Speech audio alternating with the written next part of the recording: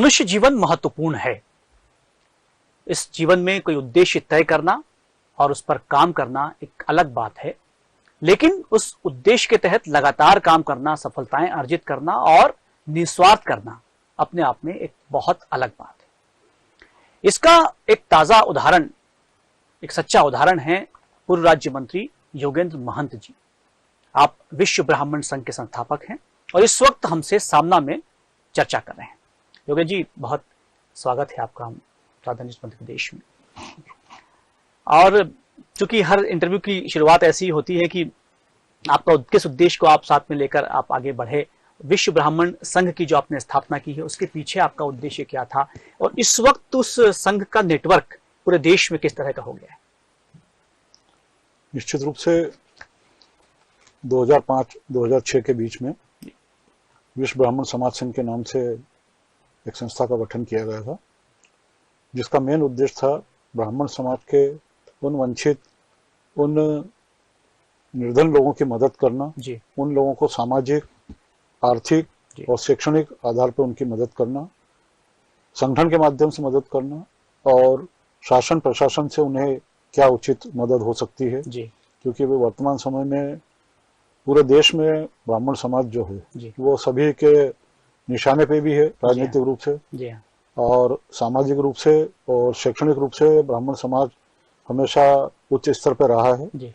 लेकिन वर्तमान परिस्थिति जो दौर चल रहा है प्रजातंत्र में, उसमें राजनीतिक रूप से और ऐसे कई मामले ऐसे रहे हैं जिनके कारण से हर राजनीतिक पार्टी हो या अन्य व्यक्ति हो, उसका ध्यान ब्राह्मण समाज की ओर रहता है। ब्राह्मण समाज के लिए आप लगातार काम कर रहे हैं, लेकिन मैं वो जानना चाहूंगा कि वो कौन सा समय था कि आपके मन में ये बात पैदा हुई कि ब्राह्मण समाज के लिए काम करना चाहिए? वो क्या उम्र थी और क्या दौर था? वो क्या कोई घटना थी जिसमें आपको प्रेरणा दी? वैसे तो मैं मेरे छात्र जीवन से, कॉलेज की लाइफ से ही समाज सेवा के प्रति दृढ़ संकल्पित रहा, क्योंकि मेरे पिताजी भी से भी मुझे ये सब सीखने को मिला। और क्योंकि मैं समाज सेवा में शुरू से ही था और जब समाज में आता जाता था और जब समाज के युवाओं को तकलीफ में देखा, उन्हें शासकीय नौकरी हो या अन्य रोजगार व्यवसाय हो, हर जगह उन्हें जब प्राथमिकता नहीं मिलती, उन्हें उचित अवसर नहीं मिलता और समाज में जो पढ़ने वाला मामला है, युवक युवतियों का परिचय सम्मेलन वाला मामला है, उसमें भी समय के हिसाब से भौतिक युग में जो है वो अन्य कई तकलीफें आने लगी थी। तो उन सब बातों ने मुझे प्रेरणा दी कि मैं विशेष रूप से ब्राह्मण समाज के लिए कार्य करूं। यानी आपने उनको देखा कि वो कमजोर स्थिति में है, उन्हें उबारने के लिए किया। लेकिन अब अभी आपने इसके पहले कहा था कि वो निशाने पर है ब्राह्मण समाज, ये क्या विचार है आपका? क्यों आपको लगता है कि ब्राह्मण समाज निशाने पर है और उसे कहीं पीछे धकेला जा रहा है, हाशिए? निश्चित रूप से तो ब्राह्मण समाज, आप पुराना इतिहास देखें या आज भी प्राइवेट सेक्टर देखें या IAS IPS की जो परीक्षाएं होती है उनका रिजल्ट देखें, या आप विदेश सेवा देखें, या विदेशों में अन्य प्राइवेट कंपनियों में आप देखेंगे, तो हर जगह ब्राह्मण वर्ग जो है वो उच्च पदों पर है और वो अपनी योग्यता के आधार पे है, आरक्षित नहीं है वो। हाँ, आरक्षण के आधार पर नहीं, वो अपनी योग्यता के आधार पर बड़ी बड़ी कंपनियों में जो CMD होते हैं वो सब ब्राह्मण वर्ग हैं। या आप यूं कह लें कि जितने केंद्रीय मंत्री हो, प्रदेश के मंत्री हों, राज्यपाल हों, इन सब के यहाँ पे भी जो निजी सचिव होते हैं वो ब्राह्मण। जी। तो फिर निशाने पर कैसे हैं? निशाने पे इसलिए कि वो फिर भी अभी मतलब सेकंड लाइन पे ही है ना जी। एक जमाना था जब अपन पूरे देश का देखेंगे तो 10-20 मुख्यमंत्री ब्राह्मण समाज से होते थे जी। लेकिन आरक्षण प्रक्रिया, अन्य जो व्यवस्थाएं जो प्रजातंत्र की है, उसमें धीरे धीरे ब्राह्मण जो है वो धीरे धीरे साइड ट्रैक होता गया जी। तो उसके कारण ये स्थितियां बनी और अब ब्राह्मण समाज में निश्चित रूप से जागरूक हुआ है और अपने अधिकारों के लिए, अपने समाज के लिए और शैक्षणिक और आर्थिक अपने विकास के लिए सब अपनी पहल कर रहा है। क्या सपना लेकर चल रहे हैं आप? कहाँ देखना चाहते हैं ब्राह्मण समाज को? आपके युवाओं के साथ आप क्या करना चाहते हैं? उद्देश्य क्या है? निश्चित रूप से जो समाज के युवा हैं जिन्हें अवसर मिलना चाहिए, तो उनके लिए हम लोगों ने संयुक्त प्रयास किए थे। सभी ब्राह्मण समाज के अन्य कई संगठन हैं विश्व ब्राह्मण समाज संघ के साथ में, सभी लोगों ने संयुक्त प्रयास किए और जिसका परिणाम यह था कि इस देश के लोकप्रिय प्रधानमंत्री आदरणीय नरेंद्र मोदी जी ने सामान्य वर्ग के लिए जो 10% का जो आरक्षण दिया है जी हाँ, शैक्षणिक एवं आर्थिक आधार पे, वो उसका एक सुखद पहलू है कि कुछ राहत वहां से मिली है। जी जी जी। योगेंद्र जी, एक आरोप भी आप लगता रहा है आपके ऊपर कि आप इस समाज का उपयोग राजनीतिक वर्चस्व के लिए करना चाहते हैं। आपकी कोई एक राजनीतिक बड़ी मंशा है, इसका उपयोग आप करना चाहते हैं, क्या कहना चाहेंगे? ऐसी कोई बात नहीं है कि मैं सिर्फ मेरा राजनीतिक उद्देश्य के लिए समाज का उपयोग करता हूँ, क्योंकि जी। मैंने जितने आयोजन करे हैं जी आप देखेंगे कि उनमें सभी मतलब समाज प्रमुख होता है, जी। राजनीति प्रमुख नहीं होती है।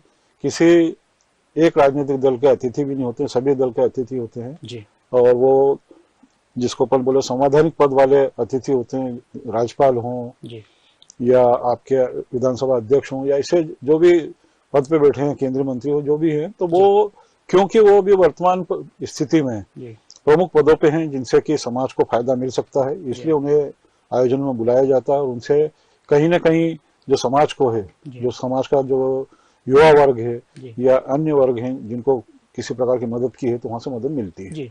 आप जो काम कर रहे हैं, समाज की तरफ से क्या रिस्पॉन्स मिल रहा है? जो युवा हैं वो आपको किस नजर से देखते हैं, वो आपसे एक्सपेक्टेशन क्या करते हैं? निश्चित रूप से मैं समाज के द्वारा जो मुझे समर्थन प्राप्त हो रहा है, मुझे आशीर्वाद जो प्राप्त हो रहा है, मैं उससे संतुष्ट भी हूँ। और जो युवा लोग हैं जो मेरे पास में आते हैं किसी भी कार्य के लिए, किसी भी प्रकार से, मैं पूरा प्रयास करता हूँ कि उनकी मदद की जाए। जी।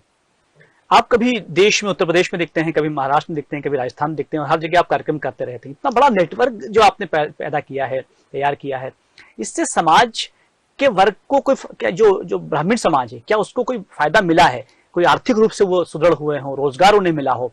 किस तरह की चीजें सीधे तौर पर आप उन्हें मुहैया करवा पाए?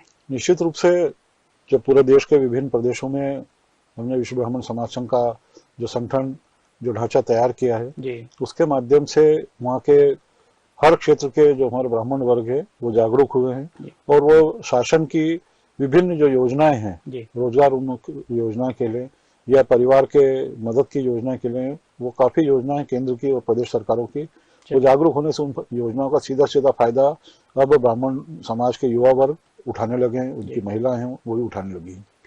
राजनीतिक तौर पर जब युवाओं को कहीं हाशिए पर लाने की कोशिश की जाती है, जैसा आपने कुछ दिन पहले पढ़ा भी था कि यूथ कांग्रेस है, उसमें एक आक्रोश पैदा हुआ था कि उन्हें पद नहीं दिए जा रहे हैं, उसमें ब्राह्मण समाज का भी, आपका भी क्या दखल था? तो ये राजनीतिक रूप से आप हस्तक्षेप करते हैं, उसके पीछे क्या मंशा है?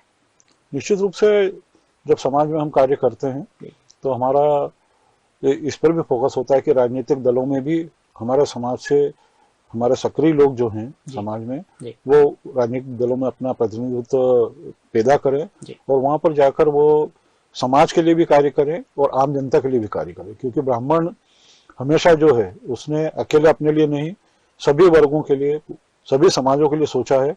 और ब्राह्मण ही एकमात्र ऐसा समाज है या व्यक्ति है जो पूरे विश्व कल्याण की बात करता है, पूरे विश्व कल्याण में ही वो अपना कल्याण समझता है और हमेशा वो चाहता है कि हर समाज, हर व्यक्ति का विकास हो और सबकी खुशी में वो अपनी खुशी समझते हैं। आप बिल्कुल सही कह रहे हैं, आप विश्व कल्याण की बात कर रहे हैं, लेकिन मोहन जी कहीं ऐसा सवाल भी उठता है कि जब आप ब्राह्मण समाज की बात करते हैं तो जातिवाद जैसा कोई प्रश्न पैदा नहीं होता आपके मन में कि कहीं जातिवाद बढ़ रहा है, ब्राह्मण अलग हो रहा है, जो दूसरे वर्ग हैं ओबीसी एससी वो अलग हो रहे हैं? आपको लगा कि कहीं इससे कहीं एक जो सामाजिक ढांचा है उस पर एक प्रहार भी हो रहा है आपके द्वारा?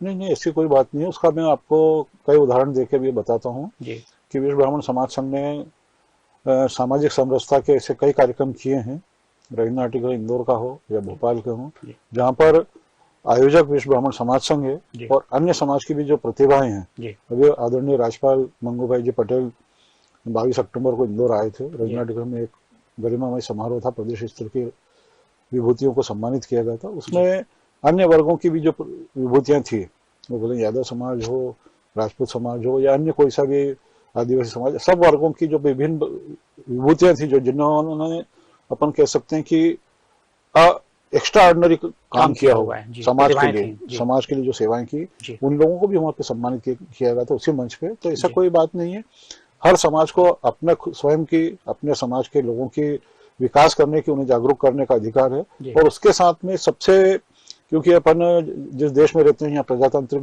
प्रणाली है और हम सब लोग शुरू से यहाँ पर सनातन धर्म के हिसाब से सभी लोग हम मिलजुल कर यहाँ पर रहते हैं जी। और हर गांव के अपनी एक यूनिट जो है उसमें सभी समाजों का समावेश रहता है, तो हम सब एक दूसरे को लेके चलते हैं। तो ऐसा एक दूसरे पर प्रहार करने की बात नहीं, अपना अपना विकास स्वयं सब करें। जी। एक कभी शब्द चल रहा है हिंदू और हिंदुत्ववादी, इस पर आप क्या सोचते हैं? ये हिंदू और हिंदुत्ववादी की अलग अलग धाराएं हैं या एक ही चीज है? नहीं, ऐसी कोई बात नहीं है। ये तो कुछ लोगों द्वारा लड़ा गया एक शगुफा है। जी। सनातन धर्म, हिंदू धर्म सब एक ही है और हमेशा से वर्षों हजारों वर्ष पुराना ये संस्कृति है, जिसके कारण कि इतने हमारे ऊपर मुगलों के अटैक हुए, अंग्रेजों के हुए, अन्य हमारे यहाँ पे शासन करने के लिए कई लोग हिंदुस्तान पे आए, उसके बाद भी हमारा जो सनातन धर्म है तो क्योंकि सबके विकास, सबको साथ लेके काम करने की उसकी प्रवृत्ति रही है, संस्कृति रही है, संस्कार रहे हैं, इसलिए इतने के बाद में भी ये सनातन धर्म जो हिंदू धर्म है वो आज भी जीवित है और आगे भी लाखों वर्ष तक ये जीवित रहेगा, क्योंकि उसकी विचारधारा, उसका सोच जो है वो बहुत ही उच्च स्तरीय है, वो सबको साथ लेकर काम करने का है। आपके अनुसार हिंदू या ब्राह्मण व्यक्ति क्या परिभाषा होनी चाहिए? ब्राह्मण का मतलब क्या माना जाए? ब्राह्मण तो जैसे अपन कह सकते हैं कि जो ब्रह्म को जाने, जो समाज को जाने और जो सबके कल्याण की बात करे, धर्म, संस्कार और संस्कृति का पालन करते हुए सभी को धर्म, संस्कार और संस्कृति का प्रचार प्रसार करे, वो सबको साथ लेके चले, सबके सुख दुख में जो शामिल हो, वो ब्राह्मण। चलिए महन जी, आप काफी काम कर रहे हैं, लेकिन एक अच्छा बड़ा अच्छा काम आप कर रहे हैं कि जो विवाह योग्य युवक युवतियां होती हैं, जो कहीं कमजोर वर्ग के होते हैं, उनको आप उनका जो एक सामूहिक सम्मेलन करवाते हैं। कितने सम्मेलन अभी तक आप करवा चुके हैं? कितने लोगों को आप जोड़ चुके हैं?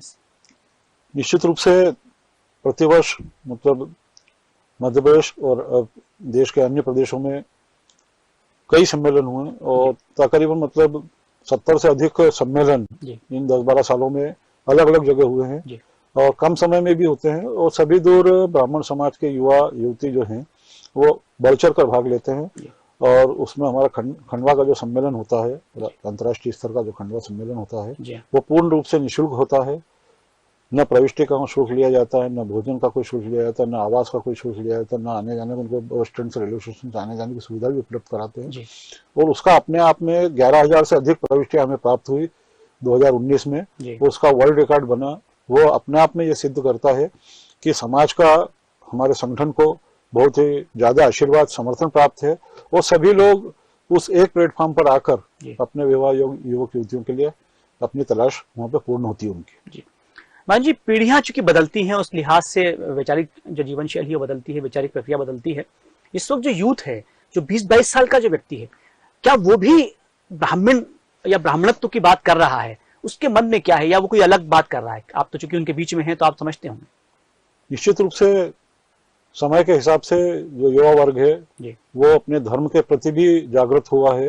आप पिछले 8-10 साल का इतिहास उठा के देखेंगे तो पुनः जितने धार्मिक आयोजन होते हैं, या आप अपने एक सीधा सा मैं आपको उदाहरण देता हूँ 1 जनवरी का, कि 1 जनवरी को इंदौर से ही अपन लें कि खजराना मंदिर हो, रंजन हनुमान मंदिर हो, बिजासन मंदिर हो, अन्नपूर्णा मंदिर हो, कहीं पे भी आप देखेंगे तो लाखों लोग गए थे और उसमें युवाओं का जो प्रतिशत था वो सर्वाधिक था। अच्छा, तो ये अपने आप में सिद्ध करता है कि युवाओं में अपने भौतिकवाद के साथ में वो अपने धर्म, संस्कार, संस्कृति के प्रति भी जागरूक हुए हैं और वो धर्म के प्रति उनकी आस्था ये प्रदर्शित करती है कि वो उन्हें अंगीकार कर रहे हैं। ये अपने आप चूंकि आप बता रहे हैं, चूंकि आप उनके बीच में ही हैं, तो बहुत महत्वपूर्ण बात है कि युवा जो है वो भी अपनी जड़ों की तरफ लौट रहा है, संस्कृति को समझ रहा है, ब्राह्मणत्व को समझ रहा है।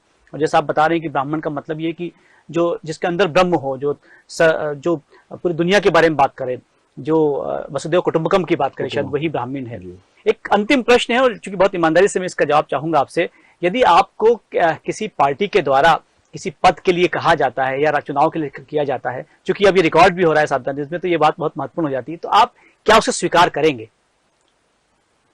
यदि कोई सरकार के द्वारा या किसी के द्वारा किसी ऐसे जगह पर कोई कार्य करने का अवसर प्रदान किया जाता है जिससे कि अकेला में सिर्फ ब्राह्मण समाज का ही नहीं, अन्य सभी समाजों के कल्याण की कोई बात कर सकूं, मेरे माध्यम से उस पद पर बैठ के कोई अच्छा कार्य हो सके समाज के लिए, जन कल्याण के लिए, तो ऐसा कोई पद स्वीकार करने में मुझे कोई आपत्ति पद तो चूंकि पूर्व राज्य मंत्री भी आप रहे हैं, वो पद तो आपको मिलते रहे। मैं चुनाव की बात कर रहा हूँ कि आप सीधे तौर पर चुनाव से जुड़ना चाहेंगे? नहीं, ऐसा मेरा कोई विचार नहीं है जी चुनाव में जाने का। जी, चलिए महेंद्र जी, आप हमारे बीच में आए, हमसे बातचीत की, बहुत सारा धन्यवाद। तो योगेंद्र महंत जी जो विश्व ब्राह्मण संघ के संस्थापक हैं और लगातार ब्राह्मणों के लिए काम कर रहे हैं, और ये सच है कि जिस ढंग से आपने जमीन पर लाकर उन सब ब्राह्मणों को जोड़ा है और उन्हें एक सीधे तौर पर आर्थिक चीजें मुहैया करवाई हैं, उनके रोजगार में जो उन्हें रोजगार दिलवाए हैं, और उनकी भविष्य के उज्जवल भविष्य के लिए आप सोच रहे हैं, इसके लिए बहुत साधुवाद। लेकिन कहीं जो आरोप लगते रहे हैं उनका जवाब भी साधना न्यूज पर आपने दिया, और भविष्य में भी आप इस ढंग से देते रहेंगे, इसी आशा के साथ बहुत सारा धन्यवाद। आप देखते रहिए साधना न्यूज।